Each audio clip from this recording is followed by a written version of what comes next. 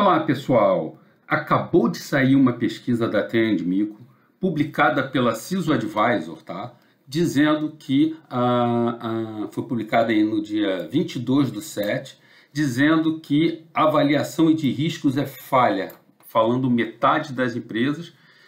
Basicamente, em resumo, está dizendo que a avaliação de risco é falha, segundo metade das empresas que responderam. Poxa, como é que isso pode, gente? A gente que trabalha com gestão de risco está olhando isso, essa pesquisa. Vamos ver um pouquinho isso. Vamos dar uma olhada nesse relatório, entender o porquê desse sentimento, né? Por que ele está crescendo e o que a gente pode fazer, né? Isso está muito associado com o aumento de complexidade dos cenários das empresas, que traz insegurança para os gestores de segurança cibernética ou os Chief Information Security Officer e por aí vai. Obrigado a você que está assistindo. Se gosta do nosso conteúdo, por favor, deixa seu like, se inscreve e compartilha. Valeu? Bom, o primeiro parágrafo aqui, vamos descer um pouquinho. O primeiro parágrafo, ele já fala que a maioria da empresa não está satisfeita com as avaliações de risco cibernético de que dispõe. Ou seja, 54%, né, olhando aqui, ó, 54%, acham que elas não têm sofisticação suficiente para prevenir incidentes. Incidentes de quê? Que incidentes são esses? Claro que é cibernético, mas incidentes de ransomware, phishing, IoT e outras ameaças. Veja só, gente, que coisa, né? Bom, elas acham que as soluções de tecnologia são excessivamente complexas, né? E a falta de conscientização das lideranças estão ampliando esses problemas cada vez mais. E olha só, gente, só 2/3 dos líderes, 2/3, bastante gente, admitem que tem pontos cegos e só conhecem cerca de 60% da superfície de ataque. O que é a superfície de ataque, gente? Vocês sabem? Superfície de ataque é esse conjunto de ativos de nuvem, ativos de usuários finais que fazem parte do ambiente mais novo agora de segurança cibernética, ambiente de rede, esse ambiente híbrido das empresas, tá? E aqui eu gosto de tocar em dois aspectos que devem ser regras de ouro, né? Primeiro, uma política do Bring Your Own Device, ou seja, aquele notebook, aquela tecnologia que o seu colaborador tem, que agora usa em casa, etc. Tem que ter uma política forte disso e uma política de Shadow IT.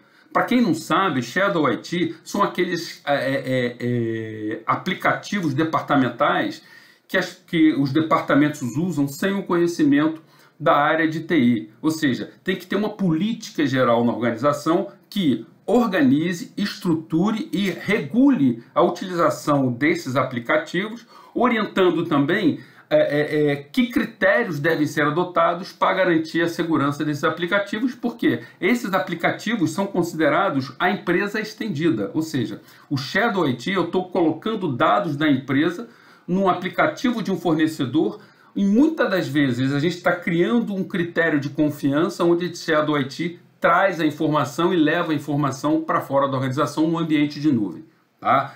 Então, isso é muito importante, é muito crítico. Então, política de Bring Your Own Device, ou seja, o dispositivo como ele tem que estar para acessar meus dados, e o Shadow IT, o aplicativo fornecedor, como eles têm que ter critérios para utilizar. Bom, eu diria que tudo isso está num pacote que a gente chama da arquitetura de segurança Zero Trust, ou seja, Zero Trust tem um conceito de arquitetura que passa por verificar sempre, só dar privilégio relacionado com o que pode ser utilizado, e o outro aspecto que é o aspecto de garantir que as configurações estão todas mantidas, tá legal?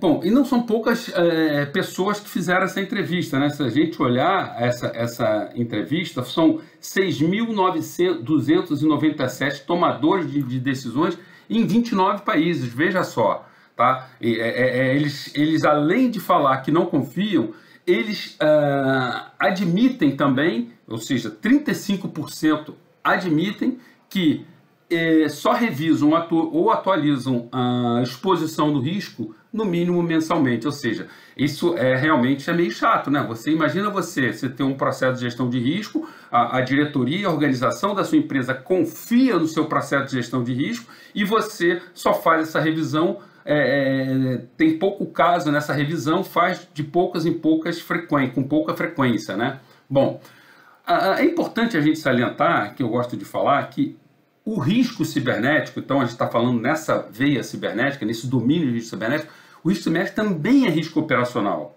e pode parar a empresa. Então, não se trata apenas de um nicho específico ou alguma coisa. A Basileia já diz isso, né, faz algum tempo. O risco cibernético está na mesma prateleira do risco financeiro, do risco de mercado e do risco de crédito, veja só. Eu me permito dizer que ele está até numa prateleira, gente, um pouquinho acima, porque um risco pode afetar a empresa inteira, a materialização de um risco cibernético pode afetar a empresa inteira. Tá? Então o conceito, o que eu entendo, o conceito é o seguinte: uma empresa ela tem que ser sustentável. Para ela ser sustentável, ela tem que monitorar os riscos aos seus objetivos estratégicos e operacionais. Para ela monitorar esses riscos, ela tem que entender quais são os riscos e quais deles podem ter mais incidência. Então, o processo de gestão de risco é fundamental para qualquer empresa ou para qualquer atividade, segundo a ISO 31000, né? Então, dado esse ritmo de inovação tecnológica, né, e essa taxa de investimento digital, a velocidade desse cenário de ameaça está evoluindo cada vez mais. Então, as avaliações de riscos mais frequentes são essenciais para a visibilidade total e controle aprimorado dessa superfície de ataque, que envolve diversos pontos de entrada. Além disso, para 93% dos entrevistados, eu não estou achando aqui, mas 93% dos entrevistados, o maior desafio na gestão da superfície de ataque digital é manter-se atualizado com as mudanças constantes. Tá? Existe uma dinâmica que afeta o risco cibernético para a maioria das empresas de hoje. Quanto mais elas investem em infraestrutura digital, em ferramentas para impulsionar o crescimento sustentável, mais eles podem se expor a ataques. De acordo com alguns especialistas, a transformação digital durante a pandemia levou muitas organizações a um ponto de não retorno, a um ponto de mudança tecnológica. Resumidamente, o futuro dos negócios é digital, ou seja, as redes caíram, do trabalho híbrido até as experiências do cliente baseadas em nuvem. E isso cria um grande desafio para os security officers, para os CISOs. Que desafio é esse? É conhecer o tamanho dessa superfície de ataque digital. A coleção de aplicativos, sites, infraestrutura de nuvem, servidores locais, tecnologia operacional e outros elementos são frequentemente expostos a agentes de ameaças remotos. O risco associado ao ataque, eles podem ser mitigados se as organizações tiverem essa visibilidade, calcularem com precisão essa exposição ao risco e, em seguida, tomarem medidas para proteger a superfície de ataque. No entanto, muitos ainda lutam para fazê-los.